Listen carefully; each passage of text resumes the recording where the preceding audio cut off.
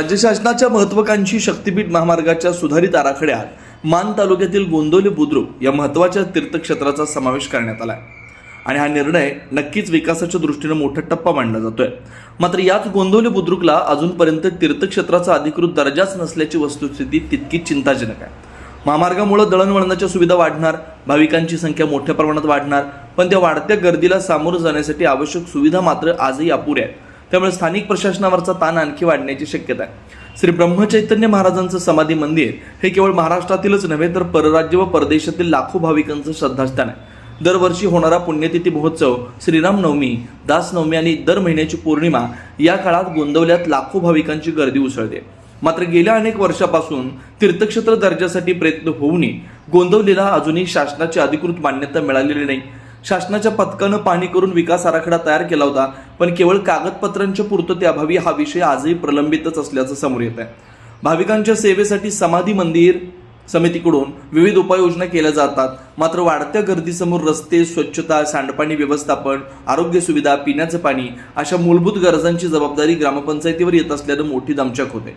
तीर्थक्षेत्राचा दर्जा नसल्यामुळे शासनाकडून विशेष निधी मिळत नाही आणि विकास आराखडे केवळ कागदावरच राहिलेत। ग्रामविकास मंत्री जयकुमार गोरे यांनी शक्तीपीठ महामार्गासाठी विशेष प्रयत्न केले, त्यामुळे मान आणि खटाव तालुक्याच्या विकासाला गती मिळणार आहे। हा महामार्ग पूर्ण झाल्यानंतर गोंदवले इथं भाविकांची संख्या प्रचंड वाढण्याची शक्यता आहे आणि त्यामुळे स्थानिक प्रशासनासमोर मोठं आव्हान उभं राहणार आहे। मात्र जागतिक स्तरावर ओळख असलेल्या गोंदवले बुद्रुकला अद्याप कोणताही अधिकृत दर्जा मिळालेला नाही, ही बाब आता प्रश्नचिन्ह निर्माण करणारी ठरते। शक्तीपीठ महामार्गामुळे गोंदवले जगाच्या नकाशावर झळकणार आहे, पण स्थानिक सुविधांचं काय? गोंदवलेचा हा वनवास कधी संपणार? ग्रामविकास विभाग याकडे लक्ष देणार का? मंत्री जयकुमार गोरे यांच्याकडून या प्रश्नावर ठोस निर्णय होणार का?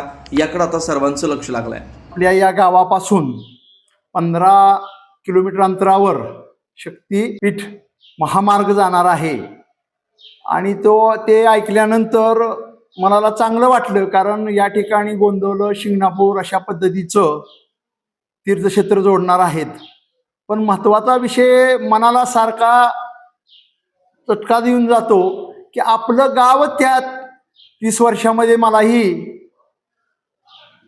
ब वर्ग क वर्ग दर्जा प्राप्त करता आला नाही। 2005ला मी सरपंच होतो, 2010 पर्यंत मी त्याचा पाठलाग मोठ्या प्रमाणात केला। ज्या वेळेला मी गेलो त्या वेळेला मला सरकारी क्षेत्रातील अधिकाऱ्यांनी सांगितलं की या ठिकाणी तुम्हाला ब्रह्मचैतन्य महाराज मठामधून तुम्हाला त्यांची NOC घ्यावी लागेल।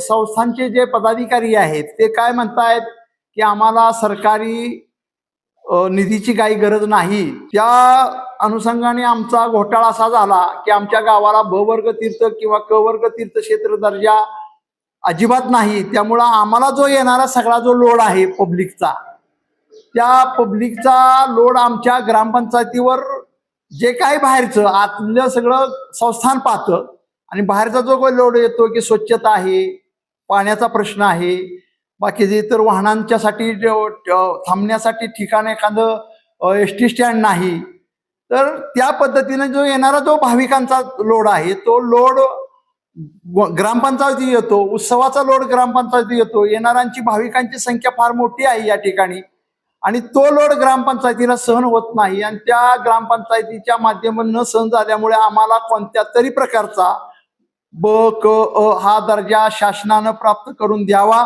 या ठिकाणी आता आमच्या तालुक्याचे माननीय आमदार मंत्री जयकुमार गोरे साहेब यांनी जो शक्तीपीठ महामार्ग या ठिकाणाहून आणण्याचा जो प्रयत्न केला त्याबद्दल मी त्यांचं प्राथमिकरित्या अभिनंदन करतो आणि त्यांनी आमच्या गावासाठी या गोंदवले बुद्रुकला तीर्थक्षेत्र दर्जा प्राप्त करून द्यावा अशी मी भाऊंना विनंती करतो आणि भाऊंनी या ठिकाणी आम्हाला तीर्थक्षेत्रासाठी मदत करावी ही आमच्या सर्व गावच्या वतीनं विनंती करतो। अशाच महत्त्वाच्या आणि नवनवीन बातम्या पाहण्यासाठी आमच्या माणदेशी आवाज चॅनलला सबस्क्राईब करा आणि हा व्हिडिओ जास्तीत जास्त शेअर करा।